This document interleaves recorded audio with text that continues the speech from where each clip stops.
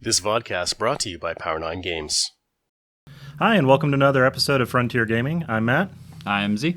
And today we're going to be doing a look at the King's Peace, the new chapter pack from Game of Thrones 2nd Edition. So, Z, if you want to start us out, we'll jump right in. Yep, first up we got some star characters. First one's unique. Sir Roderick Castle. He's 6 cost, military and power icons, 4 strength, and he's a loyal start character. He's got the trait Knight, and it says no attachments except weapon. While Sir Roderick Castle is attacking in a military challenge, each unique start character you control gains insight. That's real good. Yeah, no, I know you're a real big fan of that one, and yeah, it seems good because you got a lot of good unique characters to choose from. Yeah, Stark, so. And they're going to have the first big box coming out, so I think they'll have a good surge of unique characters in that one, and insight is incredible. Card draw is how you win card games, so... Seems good. Yeah. All right. Next, we've got a Stark event, 0 cost, called Wolf Dreams, and it is a dream. Action, kneel your faction card to search your deck for a direwolf card, reveal it, and add it to your hand. Shuffle your deck. Yeah, no-brainer? You're okay. Going direwolf? Yeah, I think this is waiting for more direwolves to show up. Yeah. But once they do, this is, I think there was... Cheap, easy search mechanic. Yeah, something similar to this was in first edition. It's non-loyal, most likely because not many people are going to take direwolves out of factions. So yeah, but yeah, I mean, I think it's not really that good right now. Yeah, but, I guess if you really wanted to get Ghost for Night's Watch out, you could splash in. Yeah, I guess so. Yeah. But I think once the Stark bot comes out, much like the other card, we'll have more direwolves, we'll have some more unique characters, and these things will be much better than they already are. So. Yeah. Next up, we got a Tyrell character, Sir Hobber Redwine. He's non-loyal, 5 cost, military and power icons, 4 strength. And he's got the House Redwine and Knight traits. And he says, reaction, after you marshal Sir Hobber Redwine, search your deck for a lady character, reveal it, and add it to your hand, shuffle your deck. So that's pretty good. Yeah. Just synergy with all the recent Knight stuff. There's other Knight stuff in this pack. Oh, and there's a lot of Knight stuff in here. Lady Sansa's Rose, obviously, incredibly. This is a good way to get it going. And he is non-loyal, so if you take him out of faction, you go fetch your other ladies. Like you could fetch Daenerys in a Targaryen deck if you're splashing into Tyrell. If you were going to go search for a lady, I guess that's a good one to go search. Yeah, so a lot of interesting things you do with this outside of the obvious synergy in faction with Lady Sansa's Rose and that kind of thing. Yep, no, it's got some playability, and yeah, the Bicon for 4 strength and a 5. Yeah. Still not terrible anyways. Yeah, he's not a terrible package. Good search. Yeah. All right, so next we have a 2 cost attachment. It's called Warhorse. And Marin Heat. Oh, excuse me. It is a Warhorse keyword, but it is Marin Heat. Yeah. So Knight character only. While attached characters attacking or defending alone, Marin Heat gains action kneel Marin Heat to choose a participating character with strength higher than that of attached character and remove that character from the challenge. It's pretty good. Yeah, no, it's very flavorful too. Yeah. You know? Unfortunately, we don't have the Jeff's keyword anymore, but obviously, Knight of Flowers has basically the same thing as it was in 1.0, so this is insane on him. You can only defend with one character, and if that character would beat him, then he just chips it away. Never mind. Yeah. Turns out my Marin's in Heat. And it's also pretty good on that Arbor Knight that we got a while back. I think the first pack where you can buff his strength, so you can send him into this thing on him. He can, if they defend him with bigger characters, which he's like 1 or 2 strength, so they're all going to be bigger than him. He can send one of them away, buff his strength, win the challenge. It's pretty good. Yeah, there's a nice combo there. And you don't have to discard it, so yeah, you can just do this a bunch of times. Tap it down. I think this is going to be really good. Kneel it. Yeah. And it's non-unique, so a little expensive, but not a bad card. Yeah, no, for sure. Next up is Night's Watch character, Sir Alistair Thorne. 6 cost, military power, 4 strength. Pretty common package here is the military power, 4 strength on these knights. So he is also a knight and a ranger, which is pretty good. That's pretty, yeah. He says, while you are the defending player, each Night's Watch character you control gains a military icon. And he's got a reaction. After a military challenge is initiated against you, kneel your faction card and pay 4 gold to put Sir Alistair Thorne into play from your hand. This is pretty good. Yeah. Shipping Like military jumping icons. them in there, yeah. Yeah. I mean, Night's Watch is all about that, not letting unopposed challenges and getting more icons, much like Benjen, who gives out stealth, basically. Yep. Yep. Your big guys are basically just buffing your other guys so that you can't lose those unopposed challenges. Military icon isn't that uncommon of one to have, but right. On like Yeah, those, you got a few of them. Yeah, on give those, Samuel a sword, send him to the wall. You know. Yep. That's it's not bad. A little expensive again, but I think he's got a really good ability. So Okay. Well, next one we've got for Night's Watch is a 1-cost attachment. It's the Practice Blade. Night's Watch characters only. Ambush 2. Attached character gets +1 strength and gains a military icon. it's not bad. +1 strength. Yeah. Basically. I don't know. Gold. Maybe when we see some more, non-military, but there's so much military already in there. Yeah. I mean, it's a weapon though, so that's nice because it's one of the few attachments Night's Watch can use. Yeah. But I think the Ambush 2 is a little expensive. I don't think that the 1 strength is going to shift a... Yeah, it's not going to be a huge... You're not changing the battle math that much, I don't think.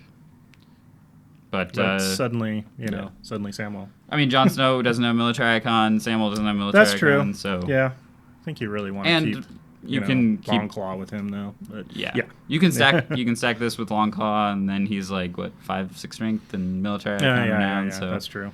Yeah. You can do a couple things with it, but I don't think you're ambushing it that often. Yeah. And it's a Night's Watch character only, so yeah. Nobody else okay. uses Practice Blades. That is Night's Watch technology. Yeah. No, yeah. They Top Meister's working on it around the clock. For sure. Okay. Next up is a Baratheon character, Moon Boy. He's got a loyal character, 2 cost, power icon only, and 2 strength. He is a Fool trait with the Insight keyword, and then he's got a Force reaction. After you lose a challenge in which Moon Boy is participating, discard 1 card at random from your hand. So... How much do you love Insight? I do love Insight, but... Enough to possibly have to discard a card if you fail at it? Yeah. I don't know. It's tough because, like, you either get a card or you lose a card, and that can be a pretty big swing. But Baratheon, of all people, can win the military challenges. So well, if they get their location out where you get that +2 strength during a power challenge. Yeah. And then you have your other characters and stuff, and you only send them in on sure things, basically. Right. You could get some value out of it. It's definitely not. Do they have a lot of other card draw mechanics in Baratheon? I think just the one location. So it might be worth trying to fit it in there for some extra card advantage. Yeah, card advantage is good, and he's a 2 cost, 2 strength, so like. Oh, yeah, but you can only send him in that power challenge, and if he loses, it's bad. So he's not like the other weenies where you just like Maester Colette is really really good at kind of this card where you just throw him out there and like win or lose, you're getting benefit out of it. But this guy you have to be very careful with what you send him out on. Right. Okay. But I think if you can engineer it and you make your deck to not lose that power challenge, you're gonna get some value out of it. So value for the right deck. Yeah, for sure. Okay. Cool. All right, next we have unique Sir Gregor Clegane, 7-cost character with a military icon, 10 strength for Lannister. Oh my. Yeah, keywords, House Clegane, a knight and lord. He's got pillage and renown. Reaction, after Sir Gregor Clegane discards a character using pillage, place that card in its owner's dead pile. Then you may choose and kill a character with printed cost equal to that card's printed cost. Oh man! Wow, 7 costs is a lot, but my God, that's such a good ability, so strong. Yeah, the ability is incredible. It's not even loyal. Yeah, he's not loyal, and he's a lord, so you can reduce him with those effects that reduce lords. And this ability is really good. If it goes off, it can be a huge swing. The character has to be exactly the same strength, but I mean, just pillaging to the dead pile is an incredible ability, I think. Yeah, no, and so even if you don't trigger the other thing, something that I think that's the first time we've seen it outside of House Greyjoy. For the pillage action. Yeah. So, I think this is really really good.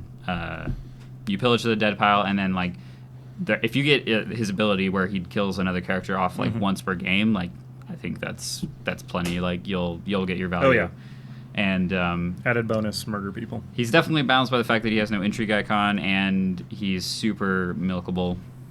Oh yeah, yeah. Yeah, big target I think, there. He's going to make an argument for bringing Milk back if anyone was thinking about taking it out. Characters like this are... Was that a thing they were talking about? I don't know. Maybe not. Yeah, but yeah. But even if he does get Milk, he's a 10 strength military icon. Oh yeah, no, there's still a lot of value to be You're probably going to win your military challenges. So yeah, pretty good. Yep. All right, next up is a Lannister event. 0 cost. I never bet against my family. It's loyal, and it's got an action, challenges action. Kneel your faction card to reveal the bottom 5 cards of your deck. You may put 1 unique Lannister character revealed by this effect into play. Return the other cards to the bottom of your deck in any order. At the end of the phase, if that card is still in play, discard it from play. Cannot be saved. Pretty good. Yeah. No, it's just throw a Lannister dude out on the table. I mean, if you're playing loyal Lannisters, can get you that Fealty clutch win if you need it. Yeah. I mean, if it can get Sir Gregor Clegane on the board even for that one turn, like, one turn. Oh man, and he's just discarded at the end. So if you want to play another copy of him, it's pretty good. Yeah, no, and it's coming off the bottom of the deck, so probably not fishing for it anyways right away. Right. Yeah. So yeah, no, that could be really good. All right, now we're on to Greyjoy. We've got a 4-cost character, a newly made lord. It's got a 4 strength power icon, and it is a lord. Reaction. After you marshal newly made lord, choose a non-limited location with printed cost 3 or lower and discard it from play. Pretty good. So this is one of the old 1.0 World Champion cards, bringing it back.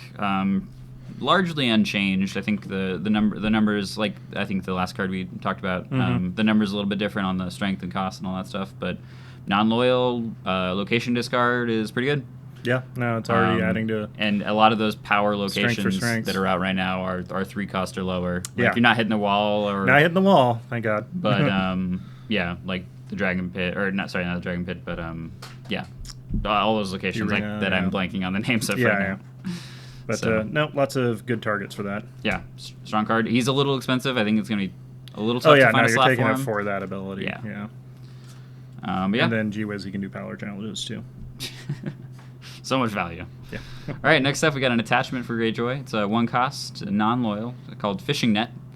It's a condition, an item, and a weapon, so it can hit those guys that are immune to non-weapon attachments. And it says, opponent's character only. Attached character cannot be declared as a defender. So this is another 1.0 card. It's a little bit nerfed. The 1.0 said attacker and you can't attack or defend, I believe. And then, yeah. I'm put in mind of a scene in, is it Kung Pao? Where the little tiny net comes out and smothers Sir Gregor Clegane. And he just, it's so sad. Yeah. No, I think this is good. With all their stealth, getting one of those characters that maybe one of their stealth characters, you open up another hole in the defenses. Yeah, and, keep swinging. It's good ability. Get through those pesky Night's Watch guys and their ever-long defense. So pesky. Because it is a weapon, so it can hit all those guys like we were talking about earlier that don't have that ability. Yeah, pretty good. Okay. Cool. Next, we're on to Targaryen. 2-cost character, Crone of Vace Dothrak. I'm sure I butchered that, but I didn't spot on. Okay, cool.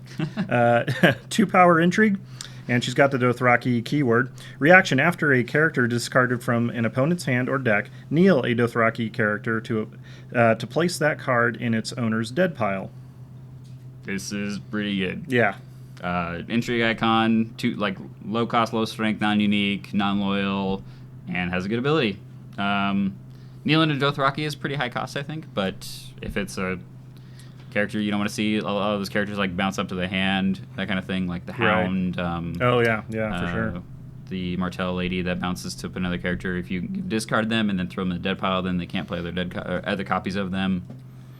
Pretty good. Yeah. Yeah. Pretty good value for 2 cost, I think. Oh, yeah, for sure. And then, 2 strength, intrigue icon, which is pretty valuable. I think it's a solid card. Yeah. All right, next up, we got a Targaryen attachment, 1 cost. It's the Silver Steed. It's a unique attachment, and it's got the Warhorse trait. It says, Dothraki character or Daenerys Targaryen only. While attached character is participating in a power challenge, it gains renown.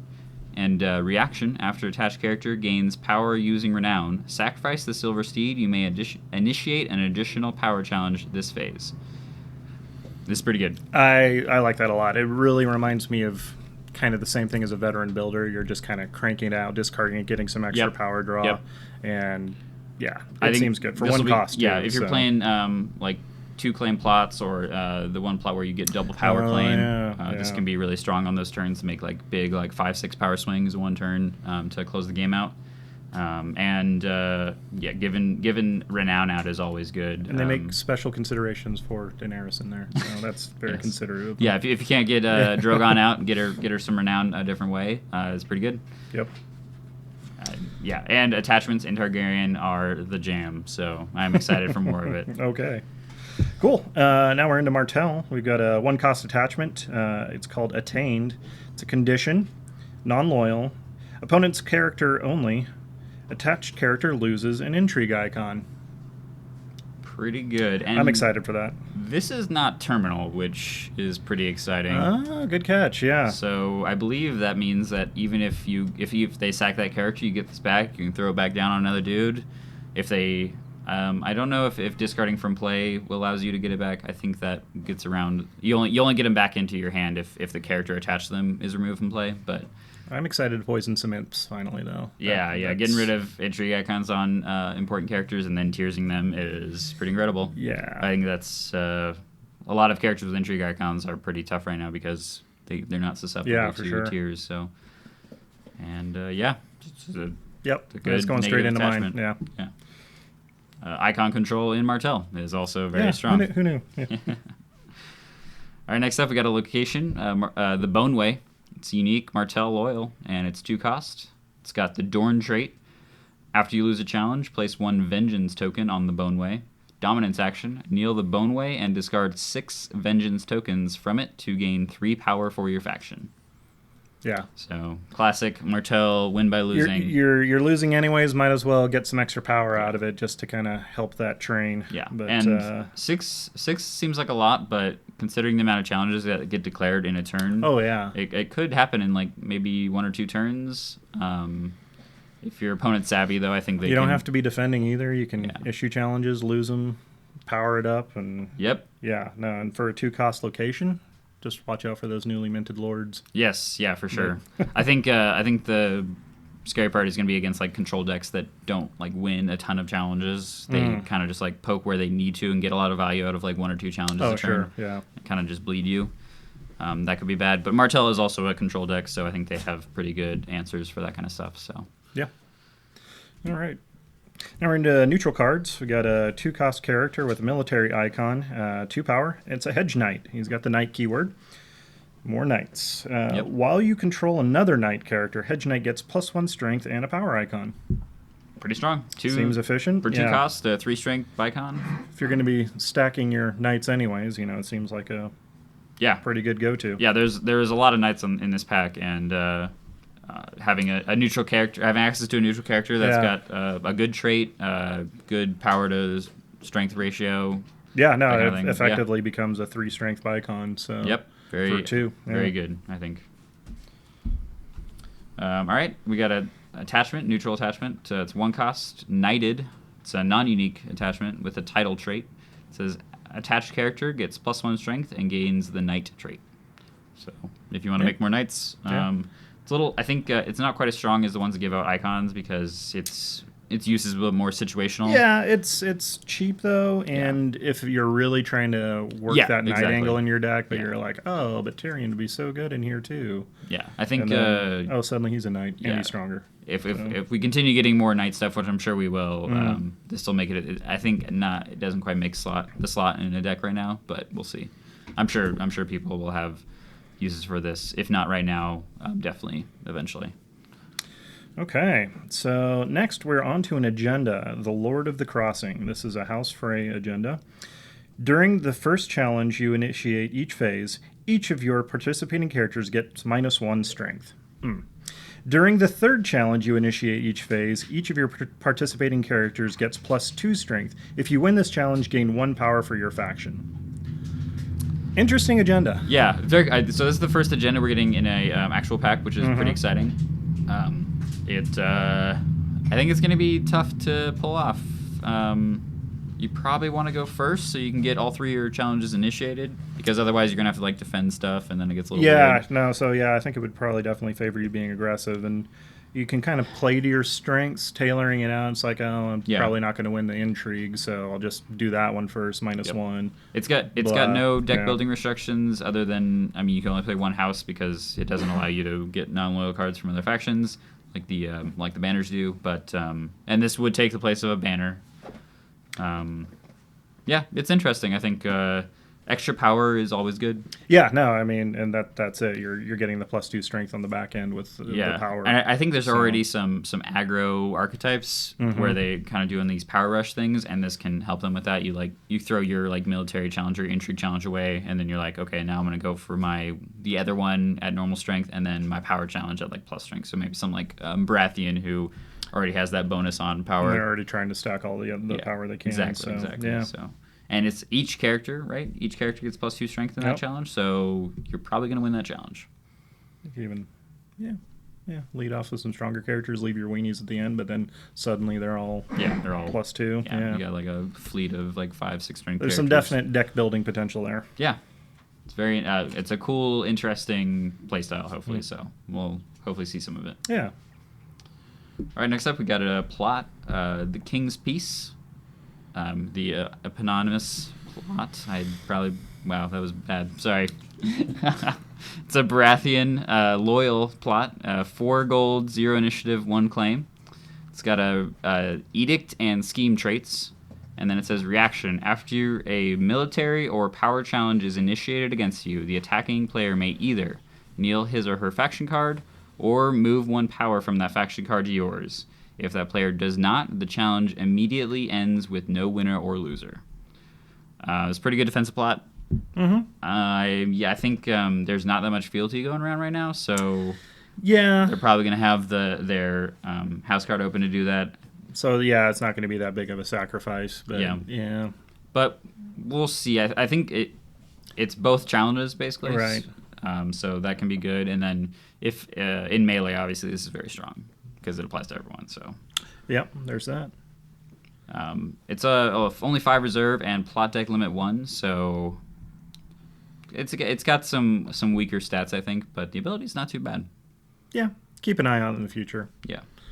Okay, on to the last plot. We got 3 gold, 8 initiative, 1 claim, a tourney for the king, and it's got the summer keyword. Each knight character you control gains renown and immune to opponents' events.